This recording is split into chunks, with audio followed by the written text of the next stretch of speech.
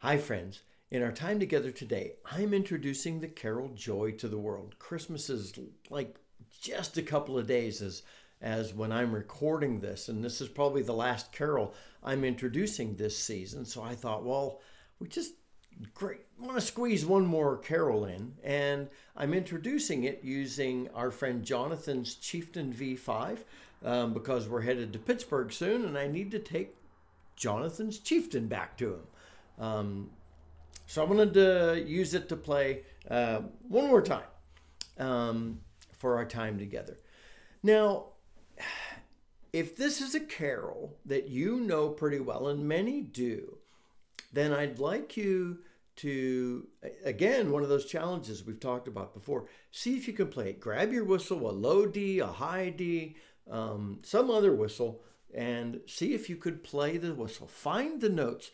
Get your ears and fingers working together to see if you can find the tune, if you've not played it before.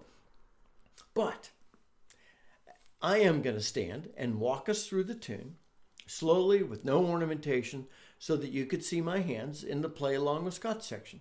I'll provide a link at the top of the notes to this video so that you could access the page on my website from which to download the music and tabs for this carol. We'll talk about some challenges you might encounter, some ornamentation and expression ideas, and just a smidge on the history of the carol, which is kind of fun and interesting.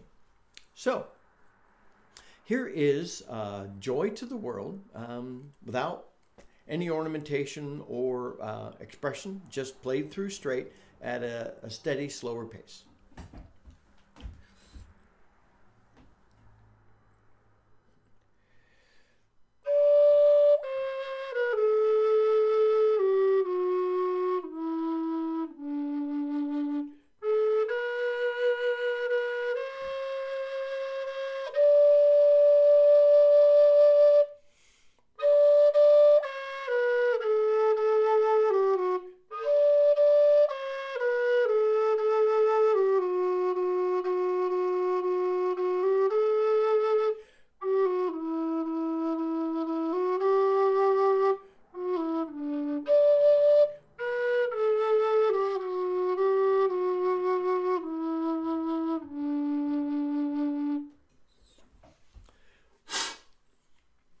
Well, one of the things to bear in mind, the Chieftain is an all-metal whistle, and I thought I had warmed it up enough, but I noticed just a little bit of clogging creeping in there.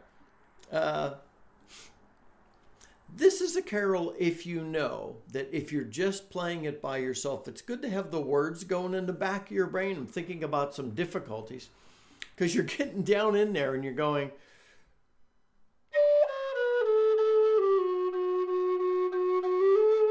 how many of those F sharps do you play? And if you know the feel and the flow and the words, you can have that going in the back of your brain, and that helps. From a difficulty standpoint, that's one thing. Playing those repeated notes, making sure you get that right. There's a little bit to the rhythm of it that we need to get. It's kind of a, well, joy to the world, so it's kind of a joyful carol. So you got to get a bit of that in to how you play it.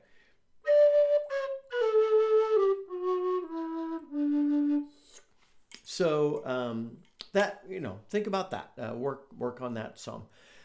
The only other challenge, I think, because it doesn't really require you to play too high, is that syncopated rhythm there's some quicker notes in there too.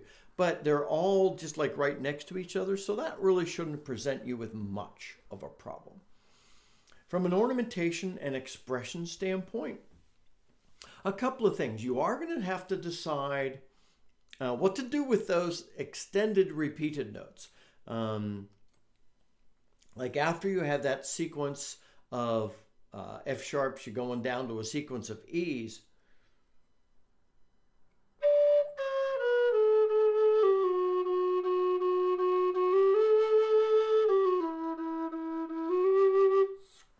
So what are you going to do with that? Remember the emotion you're trying to convey. And so You probably want some jumpy, hoppy kind of ornaments in there.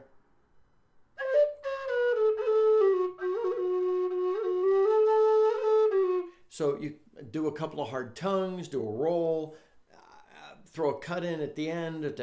Just what you're doing with the ornaments here is you're accentuating some of the notes.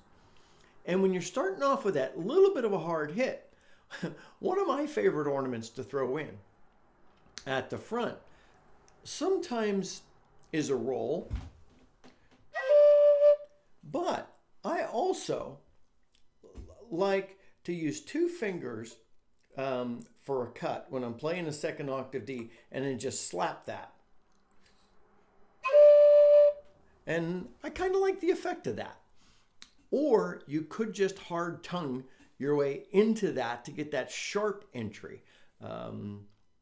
I've also heard people, not just a traditional ornamentation standpoint, I've heard people do some like little, add some other notes in, which helps.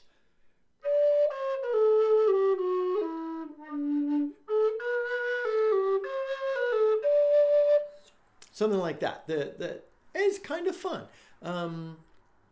Again, your flavor, it's got to be your expression of the tune. So let's think a little through the history of this carol.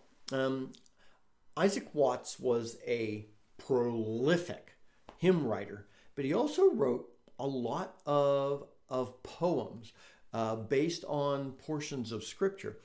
And in 1719, Isaac Watts released a book of poems that rose out of his meditations on the book of Psalms. And one of those poems was crafted based on Psalm 98. And it was only published as a book of poetry, expressing some thoughts and reflections on the Psalms, as I said. But 100 years later, Lowell Mason, who was a music teacher in Boston, he was reading this book of poetry, and he read Isaac Watts' poem on Psalm 98, and he thought, this is great. I really like it. And so he took a piece of some music Handel wrote, and he kind of slightly massaged the music and the verse together and created the tune, the song, Joy to the World. Now, when Lowell Mason released this, he didn't intend to release it as a Christmas carol. However, he released the carol at Christmas time, and the words and the title just all fit and flow with thoughts of Christmas celebration. And so this immediately became a Christmas carol and has been a popular one ever since. So my friend, I hope you have a great time playing Joy to the World, learning it. Remember, you could download the music in tabs. And if you feel like you know the tune well enough, give it a shot, just trying to play it yourself without going to the play along with Scott section or using the music in tabs. And then come back and play it along with me and see how you did. Until next time, this is Scott Shade. Happy whistling, friends.